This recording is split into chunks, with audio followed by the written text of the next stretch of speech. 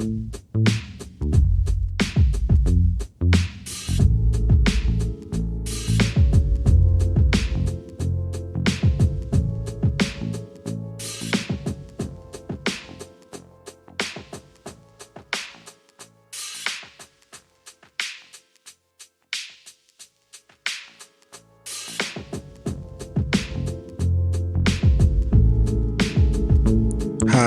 my name's Antonio. I decided to do my presentation on tennis balls. I became fond of tennis balls maybe when I was 9. My dad used to play tennis. He taught me how to serve, and I never really wanted to play organized tennis, but I always practiced on serving against him. Tennis balls have an internal rubber bladder. It's also pressurized. They also come blank before the fibrous covering is felt is covering it. It also has curvilinear coverings. Those are the 2 white lines. I happen to have one that was left over. They usually come in a can, and while they're in the can, they have an excessive amount of pressure compared to when you open the can. It kind of loses pressure. They actually are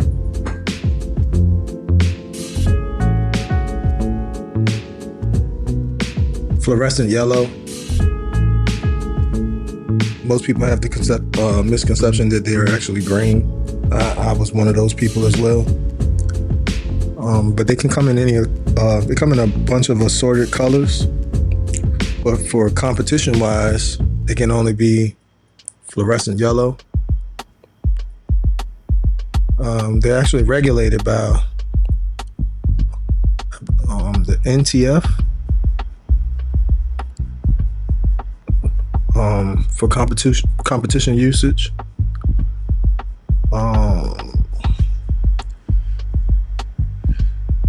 The fibrous felt is used for the aerodynamics of the properties of the tennis ball.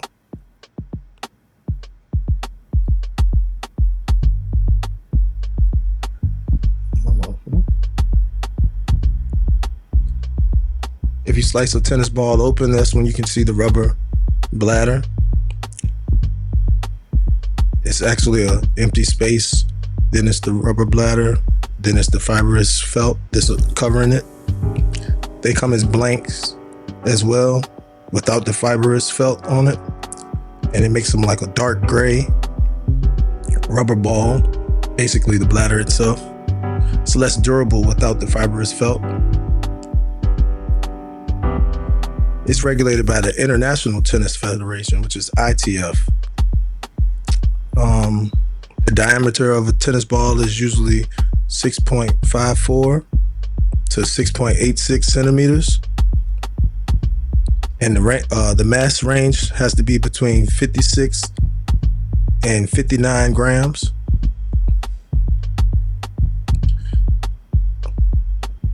Mostly, a tennis ball has 12 pounds per square inch of air. And it's a nitrogen and oxygen mixture.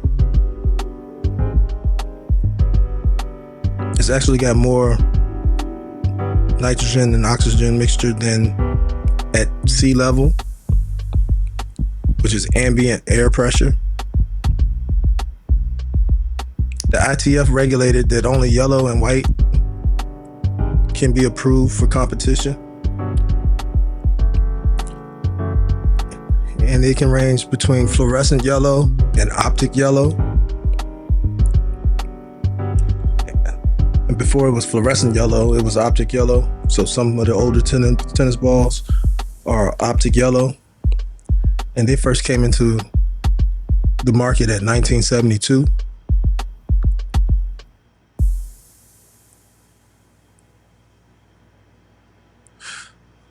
For as long as I can remember, I always thought it was green, but it's fluorescent yellow.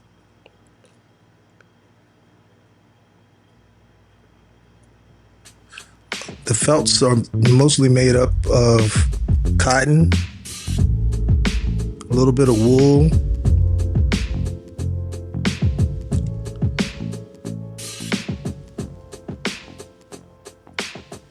it changes by the brand. A lot of the brands like Wilson, they use more higher quality felts and wool blends. And that's how you can determine the difference between the balls, because different brands use different ingredients. Tennis balls, like I stated earlier, when they're in a can, has more pressure. So the moment that you open the can, it loses a lot of its pressure. And the ITF regulates how much it can be a tolerance for.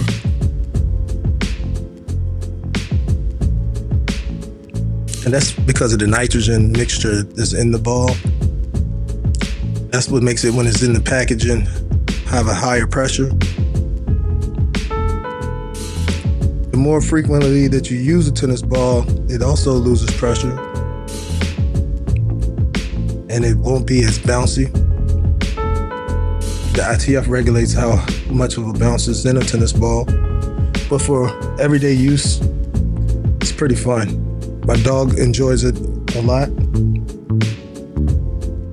In this video, he likes it so much that he doesn't give it back. I tried to bribe him with a potato chip. He falls for it sometimes, but today he was just enjoying the sunlight. My neighbor was cutting grass and it was distracting him. He mostly listens to hand commands, but the fluorescent yellow of the tennis ball makes all those rules go out the window.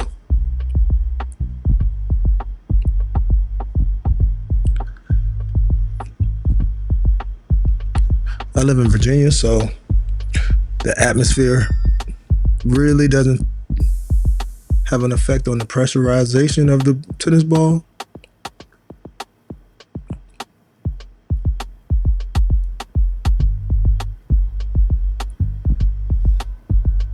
And the temperature at sea level is pretty much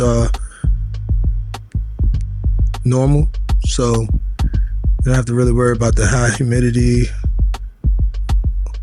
of the high altitudes, because they do have tennis balls that's made for high altitude.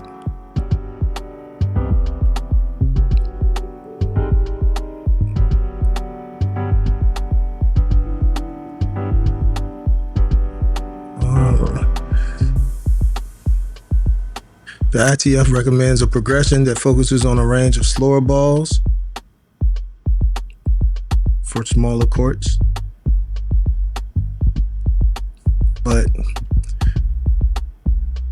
backyards, front yards, open areas, so you have more than enough space for a tennis ball to travel.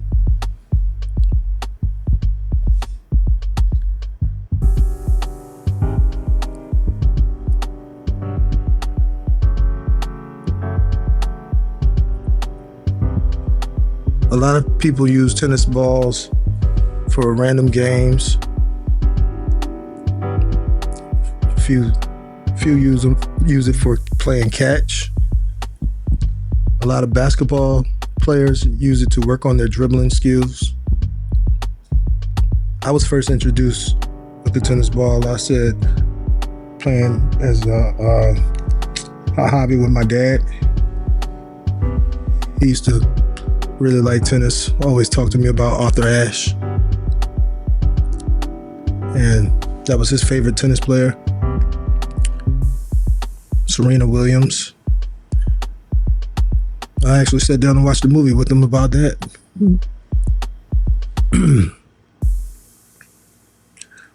A little of the history of the tennis ball is,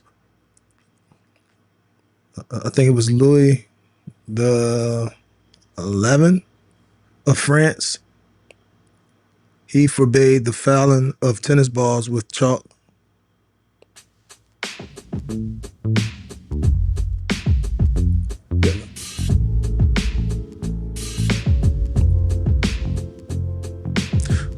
Louis XI of France forbade the filling of tennis balls with chalk, sand, sawdust, or dirt.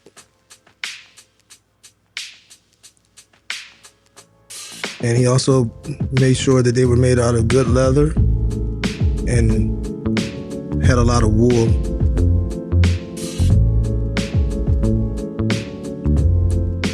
The Scottish craftsman was a lot different in the beginning. They didn't have the internal rubber bladder. It just had a wool-wrapped stomach of sheep or goat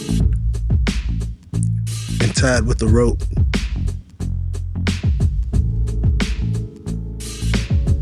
They came off a hammer beam roof of Westminster Hall.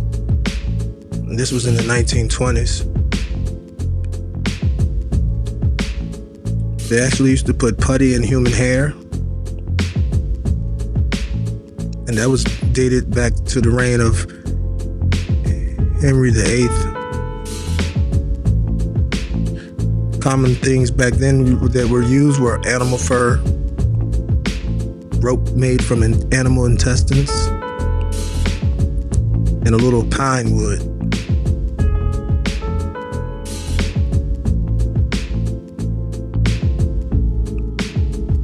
They used to use strips of wool that was wound tightly around the nucleus. It made several strips into a little ball. Then they would tie the string around the ball, kind of like how we make rubber band balls.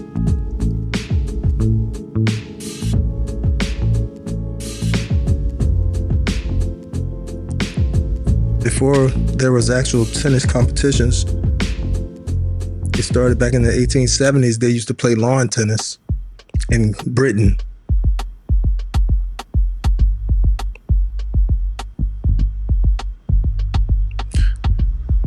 And the same courts that was used for croquet is what they used to play lawn tennis.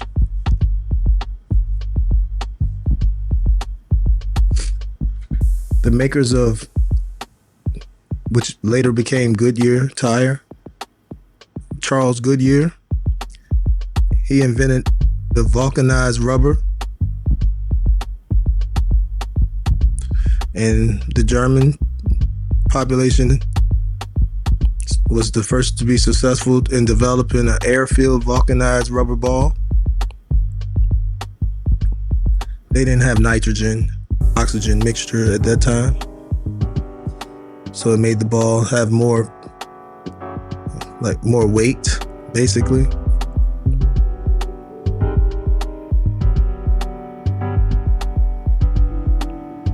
They was actually covered in stout cloth instead of felt.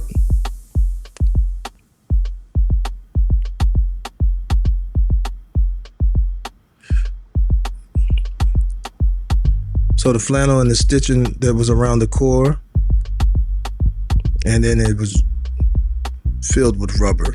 No hollow core.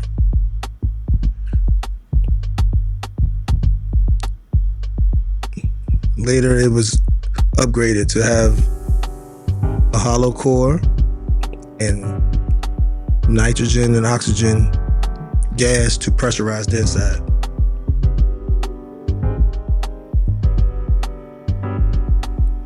When they used to make tennis balls in the beginning, it was usually a vulcanized rubber sheet that was cut similar to like a 3-leaf clover.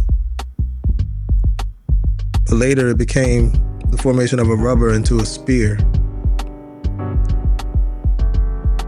with the curvilinear coating.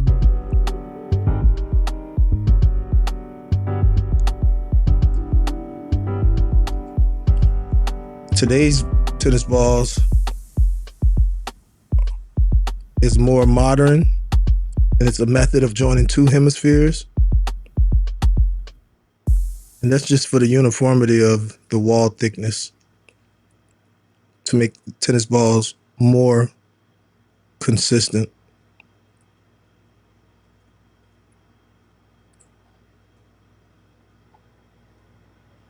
A lot of the reason why the Wimbledon and ITF uses the fluorescent yellow ball is because it's actually easier to be seen on TV. And that was initiated in 1986. I haven't seen it myself, but Wimbledon actually uses white balls as well.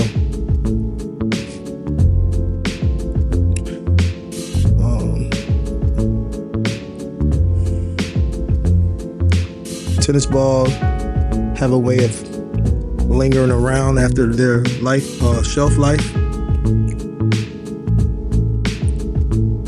They make about 325 million balls each year. And they contribute to the 22,000 short tons of waste in the form of rubber that is not easily biodegradable. Over time, no one has came up with a way to recycle tennis balls yet.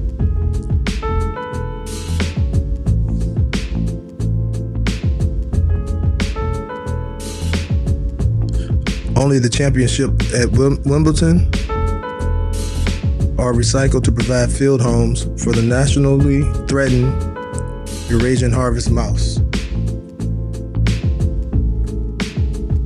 These are just quick things that I've learned about tennis balls. I hope you enjoyed my presentation. Thank you for watching.